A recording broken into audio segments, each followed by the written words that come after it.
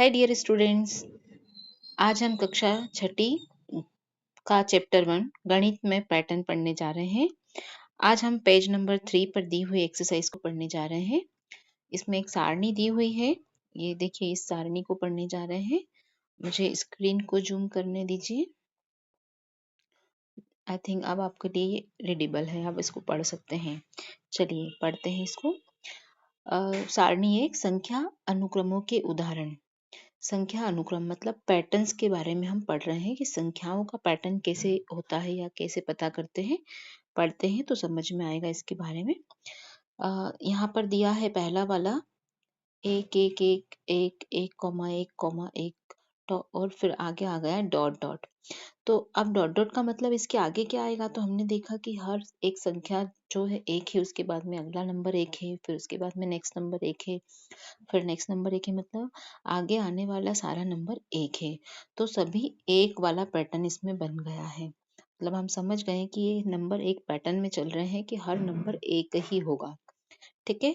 चलिए दूसरा है एक नंबर, फिर है दो नंबर, उसके बाद है तीन नंबर, फिर 4 5 6 7, आगे है डॉट डॉट। मतलब आप क्या आएगा बताओ, 1 2 3 4 5 6 7, तो ऑटोमेटिकली पता चल गया कि नेक्स्ट नंबर होगा 8। तो ये गणन संख्या है। पैटर्न क्या बन गया कि ये गणन संख्या है, मतलब अगला नंबर हमको गिनती के नंबर से पता चल जाएगा। 8 के बाद 9, 9 के बाद 10, 10 के बाद 11। तो ये पैटर्न नंबर्स का पता चल गया।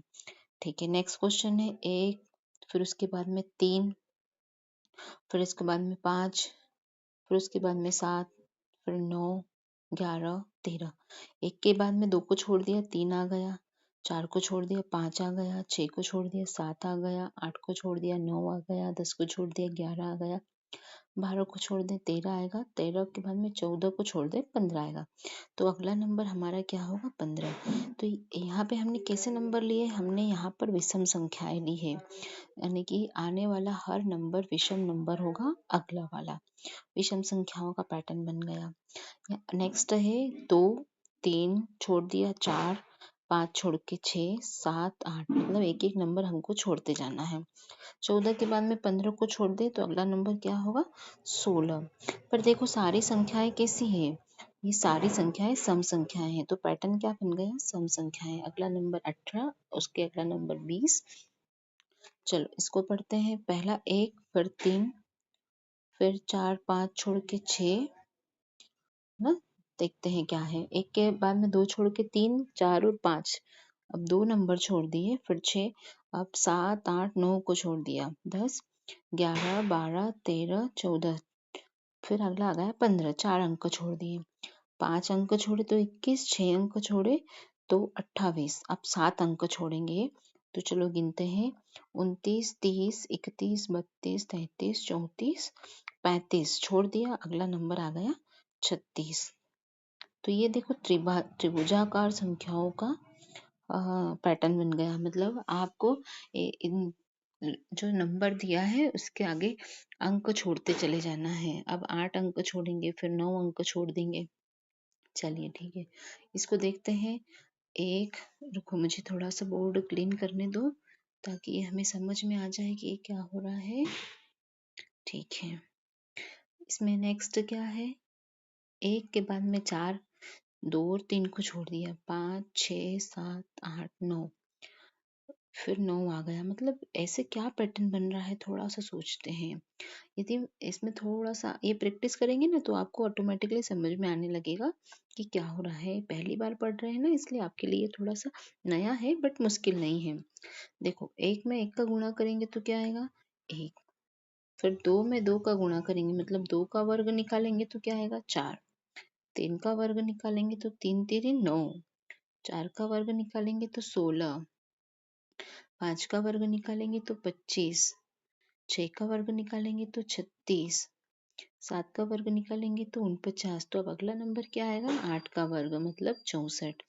तो इसमें जो संख्याएं बन रही है वो संख्याएं क्या है, वो संख्याएं हैं वर्ग संख्याएं, मतलब अंक का वर्ग हो रहा है। फिर 9 का वर्ग, फिर 10 का वर्ग, ये वर्ग संख्याओं का पैटर्न बन गया। इसको देखते हैं। 1 फिर 8, फिर 27, फिर 64, 125। इसमें नंबर छूट रहे हैं क्या? नहीं, नंबर नहीं छूट रहे हैं। इसको भी थोड़ा सा देखते हैं। यदि एक का गुणा एक में, फिर उसमें गुणा एक का, तो एक एकम एक और फिर एक एकम एक, मतलब एक आ गया। फिर देखते हैं 2 का गुणा 2 में, 2 दूनी 4, फिर उसमें गुणा 2 का, तो क्या आ गया 8। देखो अगला अंक आ गया 8, मतलब हम सही सोच रहे हैं। 3 का गुणा 3 में, फिर 3 3 9, फिर उसमें 3 का गुणा 27, मतलब ये 27 आ गया।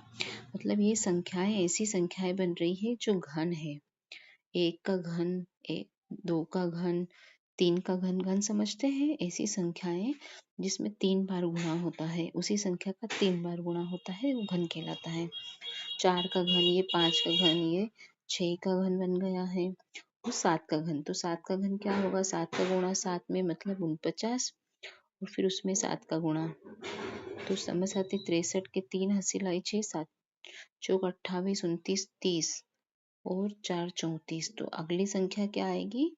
343। 7 का घन आएगा, फिर उसके बाद में 8 का घन आएगा, फिर 9 का घन। तो मतलब ये घन संख्याओं का पैटर्न बन गया है।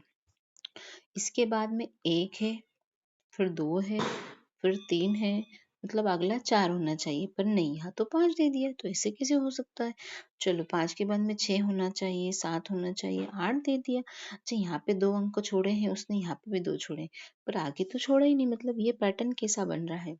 इस पैटर्न में ऐसा होता है कि इसमें पहली संख्या 1 है, ठीक है, दूसरी संख्या 2 है, और अगली संख्या क्या बन गई? 1 और 2 को जोड़ा तो 3 बन गई, इन दोनों का जोड़ बन गई। फिर अगली संख्या क्या है? 2 और 3 का जोड़ बन गई, मतलब 5 बन गई। फिर अगली संख्या 3 और 5 का जोड़, मतलब 8 बन गई। फिर 8 और 5 का जोड़ 13, 13 और 8 का जोड़ 21। ऐसी संख्याएं जो प्राकृत संख्याएं हैं, एक प्राकृत संख्या है ना, और अगले 2 नंबरों के जोड़ से बनती है। चूंकि एक के आगे तो कोई प्राकृत संख्या नहीं है, इसलिए अगले 2 नंबरों को जोड़कर नहीं बना। 2 के आगे भी कोई 2 प्राकृत संख्याएं नहीं है, इसलिए 2 भी इस सीरीज में शामिल है। लेकिन 3 के आगे 2 प्राकृत संख्याएं आ गई, 1 और 3। तो अब यहाँ से एक सीरीज बनती जा रही है कि आगे के 2 नंबर को जोड़कर नया नंबर बनता है। इसको बोलते हैं प्राकृत संख्याएं, वराहांक संख्याएं। ठीक है, ये पैटर्न बना हुआ है। इसमें देखिए नेक्स्ट है घात वाला। एक में एक का गुणा करेंगे तो एक का वर्ग करने पर एक ही आता है। नहीं, इसमें थोड़ा सा समझने की कोशिश करते हैं। इसमें घात बन रही है। यदि 2 की घात 0 है तो उसका मतलब क्या होता है? 1 होता है। 2 की घात 1 है तो उसका मतलब 2 एकम 2। 2 की घात 2 है तो 2 दूनी 4। 2 की घात 3 है तो 2 दूनी 4, 4 दूनी 8। तो देखो 1 2 4 8। 2 की घात 4 है तो 2 दूनी 4, 4 दूनी 8, 8 दूनी 16। तो ये 2 की घात वाले अंक आ रहे हैं। अगला नंबर 2 की घात 5, उसके बाद 2 की घात 6, 64 आ गया। 2 की घात 7, 2 की घात 7 मतलब 64 में 2 का गुणा कर दो, 4 दूनी 8, 6 दूनी 12, 128 आ जाएगा ये। फिर 2 की घात 8, फिर 2 की घात 9, फिर 2 की घात 10, 2 की घात 11, ए बनेगा घात। अगला है 3। तो 3 में 1 3 9 27, ये 3 की घात का पैटर्न बन रहा है। कैसे देखते हैं? 3 की घात यदि 0 है तो किसी भी संख्या की घात यदि 0 है तो उसका मतलब 1 होता है। 3 की घात 1 है तो 3, 3 की घात 2 है तो 3 3 9, 3 की घात 3 है तो 3 3 9 9 27। तो ये 3 की घात का बन रहा है। आई होप ये आपको समझ में आया होगा। आज के लिए इतना ही। Bye bye.